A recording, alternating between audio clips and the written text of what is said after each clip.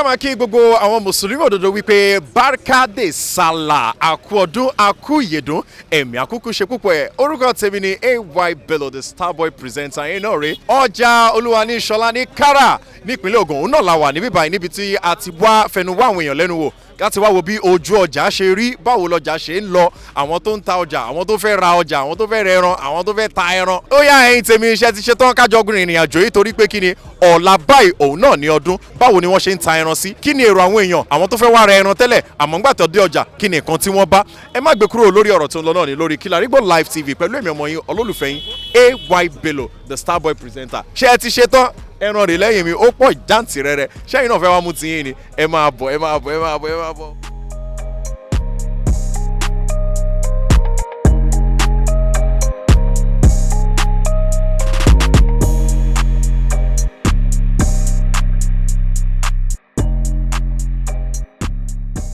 Orúkọ mi ni IK Robert. Ẹ̀yin gẹ́gẹ́ bí ọ̀kan lára àwọn òǹtajà ilé tó wà ní agbègbè Karambi, kí ni ẹ lè sọ báwo ni ọjà ṣe rí ní ọ̀dọ̀ tí? Bọ́jà ti rí nìsín ẹran tí wọ́n àrìnkàn tó dẹ̀ wá ń ta ní ìkòjì káwọn lè jáde ẹran dẹ̀ gbowó lórí pọ́lọ́pọ́ èèyàn dẹ̀ jáde wá láti wá rọjà covid tó dẹ̀ wá ń ta ní sódẹ̀ dá wà lálẹ́ ohun tó ṣẹlẹ̀ nìyẹn. Kí wá ní tábàtẹ̀ ní ká wò báyìí èló ni àgbò kan lọ fún lásìkò táwa yìí? Nísìn àgbò kan lọ fún nísìn a máa rí 120 torí pé kò sí gbogbo láti ìlú sí ìlú ni ẹran ti wọlé 80,000 náà wà 70 wà 65 wà ó dẹ̀ bí owó bá ṣe bẹ́ẹ̀ bá ṣe tóbi sí ni wọ́n máa ti tà á bó ṣe jẹ́ nìyẹn. Àlàkẹ́ ní àmàrún 50 àmàrún 30 àmàrún 70 bó bá ti jẹ́ bí ohun tó wá ti wà lọ́wọ́ àmàrún 15 náà bó bá ṣe bówó bá ti wà lọ́wọ́ yẹn sí ló máa rí nǹkan tó bá fẹ́ sí bẹ́ẹ̀ tó fẹ́ kìíní yẹn tó wà covid tó wà tani sọ ó dá wà lálẹ́ gan. Alájà Ganiat Sanni. Wọ́n lè gbàtẹ́ ń bọ̀ lọ́jà mọ̀ wípé ẹ ti máa ní àwọn nǹkan kan lọ́kàn bóyá oyè báyìí lẹ ti ṣètò ẹ̀ sílẹ̀ wípé ẹ fẹ́ fi ra nǹkan. Kí ni nǹkan tẹ́ ẹ bá ní ọjà lásìkò táwa? Ọjà ò ṣe kó o bí à ń torí coronavirus tó wà níta nǹkan ta lérò kan la bá nínú ọjà lénìí ṣùgbọ́n a dúpẹ́ fọlọ́run ṣá.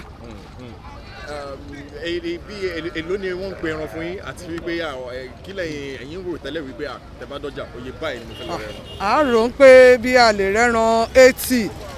60 80 bẹ́ẹ̀ ńgbà tá à ń débi à ń rẹ́ran 120 150 ló ń pe àgbò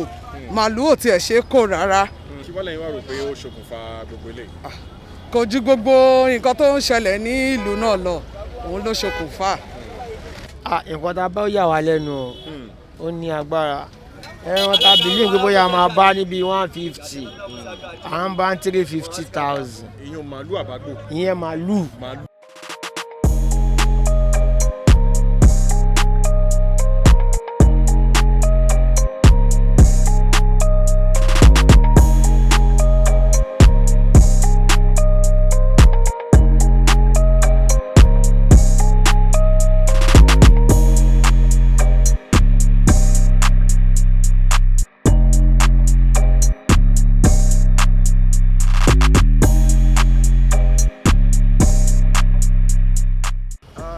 Gẹ́gẹ́ bí ọ̀kan lára àwọn tí ó jẹ́ òǹtajà ẹran ní agbègbè Kára níbí báyìí,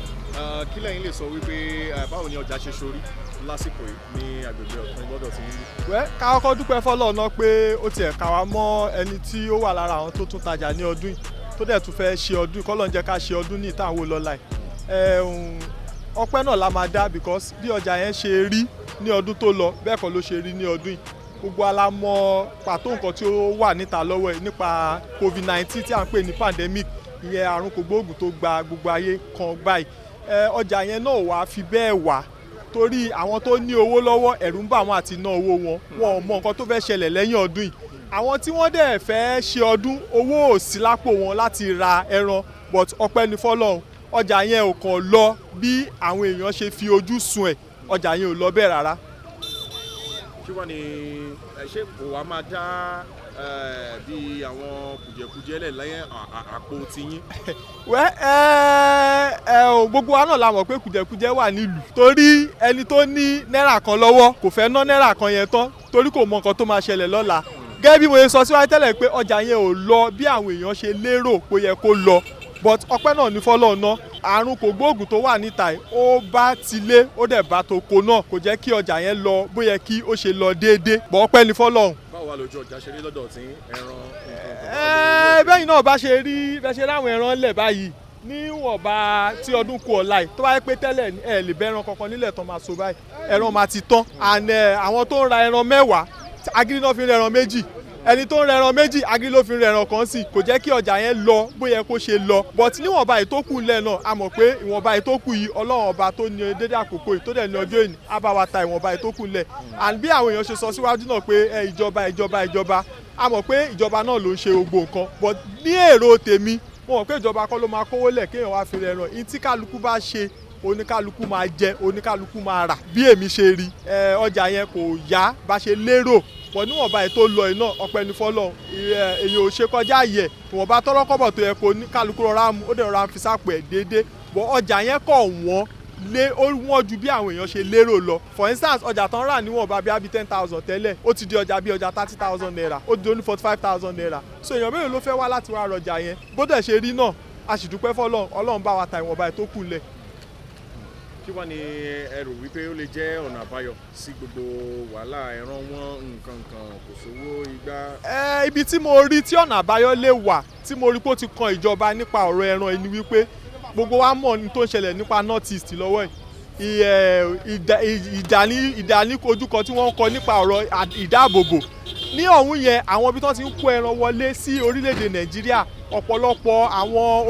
oní ìmọ̀rànsùnmí wọ́n ti pa ọ̀pọ̀lọpọ̀ èèyàn lọ́hùn ó pẹ̀lú nǹkan tó jẹ́ kẹ́ran wọ́n torí ẹran yẹn ò wọlé bóyá kó ṣe wọlé lọ apart from pé a tiẹ̀ ní àrùn kògbóògùn tó wà tó gbọ́ ayé kọ yìí ìyẹn kọ́ ló affect ẹran àwọn insecurity aspect tí ó ń ṣẹlẹ̀ ní north east lọ ó pẹ̀lú nǹkan tó tiẹ̀ jẹ́ kẹ́ran wọ́n gan ibẹ̀ ni mo ti rò pé ó yẹ kí ìjọba bá a wọlé at least a mọ̀ pé wọ́n ń gbìyànjú lórí ẹ̀ bọ̀ kán tún bá a gbìyànjú dáadáa kán bá a fi ojú kọ àwọn tí wọ́n ń jẹ́ kí ẹran wọ́n yìí tí wọ́n jẹ́ kán kẹ́ran wọlé mọ̀ tó bá a dáàbò bò wọ́n lọ́run tó ṣe kínní á jẹ́ kí gbogbo ẹ̀ á jẹ́ kó wálẹ̀. màálù táàbù ní pé bóyá wọn bá 200 wọn dákọ̀ 350,000 èyí tá a tó wá fẹ́ rà gangan pàápàá wọn ń takú 250,000 déédéé yìí tá a rà ní last year bíi 150,000 bẹ́ẹ̀ ló ṣe rí o. kí wọ́n lẹ́yìn rò wípé ó ṣokùnfà gbogbo owó tó gbélé àwọn. ṣáàlẹ̀ níjọba ni àbí àwa ara wa ìjọba náà nígbà táwọn náà máa sọ á ní transport coronavirus láti kó nǹkan wọlé níbo nira díẹ̀ ó ṣe gbá ń pé kò ṣe tà bẹ́ẹ̀ àti ẹ̀ wá ń bẹ̀ wọ́n ọ̀tí ẹ̀ tún wá gbà rárá bóyá ìjọba ni o bóyá àwa náà là ń fọwọ́ ara ṣe wa ni àwa mọ̀ báyìí o bó ṣe jẹ́ gangan nìyẹn o. kí wàá ní ẹ̀yin rò wípé ó lè jẹ́ ọ̀nà àbáyọ sí irú nǹkan báyìí torí ọdún tó ń bọ̀ á tún ṣe sálà. àwọn náà wá fi yọ̀ sí i wọ́n ti mọ̀ pé ó ṣe kò ṣe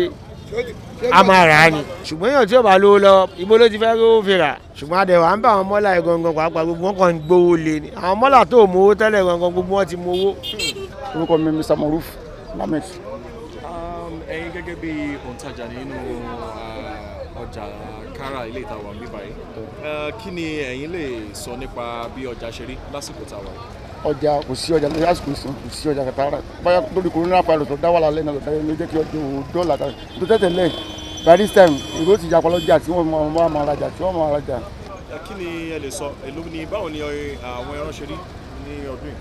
ẹran wọ́n wálẹ̀ lọ́dún yìí ọwọ́ ẹran wálẹ̀ dáadáa lọ́dún yìí kò sí èrò owó jà bẹ́ẹ̀ má ní bí 100,000 lọ́wọ́ 80,000 yóò rí ẹran tó sì wà pa. kí wọ́n ní ẹrù kó ṣokùnfà gbogbo bí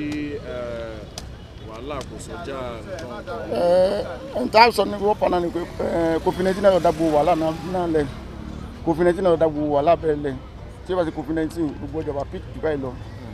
kọ́lọ́run ṣàánú wa ni ìjọba alágbádá ìjọba Buhari ọlágbára kọ́lọ́run ṣàánú wa kọ́lọ́run jù búrò dá padà. kí wọ́n lè rò pé jẹ́ ọ̀nà àbáyọ sí gbogbo eléyìí torí ọdún tó máa wá lọ́dún tó ń bọ̀ kí ni ẹ rò pé máa tún rí báwo lọ́jà ṣe máa rí lọ́dún tó ń bọ̀ náà. àdúrà làgbà pé kọ́lọ́run bá kásẹ̀ coronavirus lọ tó bá kásẹ̀ rẹ̀ lọ gbogbo nǹkan tó ti lọ lẹ́sẹ̀ rẹ̀ jọ padà tó sókè lágbára Ọlọ́run agbàgbà pé Ọlọ́run ṣàánú wa kọ́lọ́run má jẹ́ bá ikú lọ kọ́lọ́run ṣàánú wa kọ́lọ́run fún alẹ́mí gbọ́n tàlàfíà kọ́lọ́run má jẹ́ kí ọjà yìí náà bàjẹ́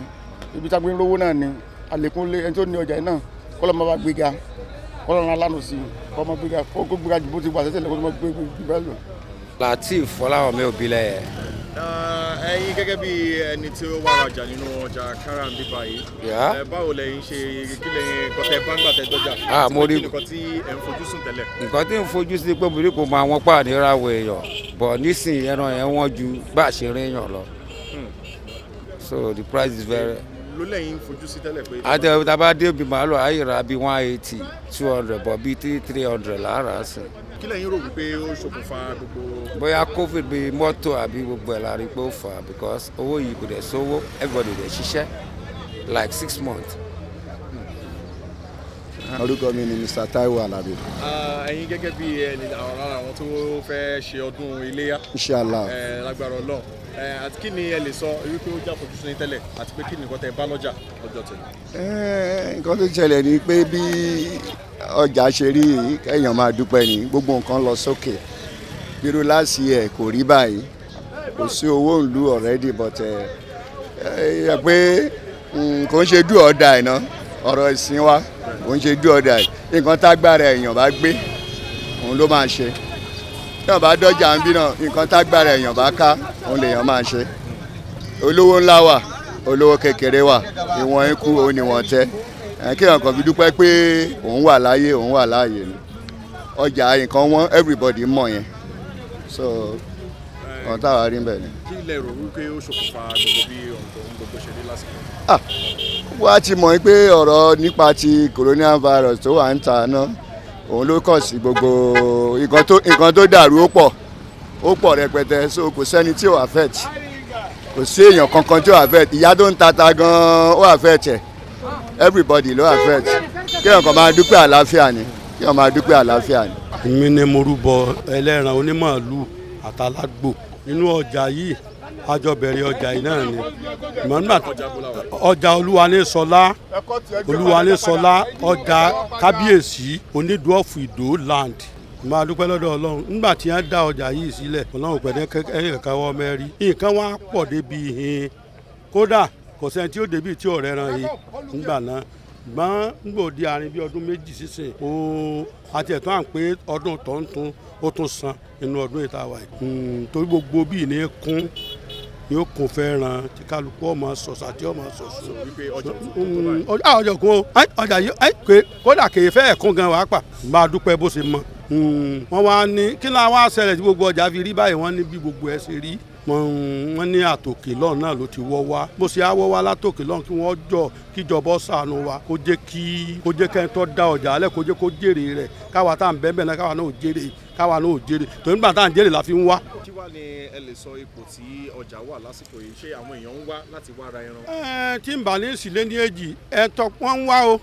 nígbà tí màpá àti rà nígbà tí màpé kò tún tì í sí ọjà nígboro Èkó yìí o kò tún tì í sí ọjà tó sì tó lẹ́ẹ̀tì tọ́jà bíi tọ́jà Olúwanísọlá yìí kò tún tì í síbi tá a ti lè ra àgbò tá a ti lè ra màálù tó tún tì í lẹ́ẹ̀tì tọ́jà bíi bẹ́ẹ̀ ni ló jẹ́ kí wọ́n tó máa wá wọ́n sì ń wá ń rà kò sẹ́ni tó nájà bíi tí ọ̀rajà lọ. lọ́dọ̀ tìyín báwo ni kí lẹ lè sọ èló ni àgbò lọ fún èló ni. bí n bà ní sílé ní èjì àwọn àgbò tá a ti ń tà ní 50 tá à ń tà ní 55 ní ìsìn ti di 80 ó ti di 75 ó ti di 90 ní báyìí ní ìsìn o nítorí gbogbo pé ọmọ táyé bí náà láyé sí pọ̀ bẹ́ẹ̀ ni. kí wàá ní àfojúsùn kí lẹ ń rò wípé ǹjẹ́ nǹkan tún lè dájú báyìí lọ.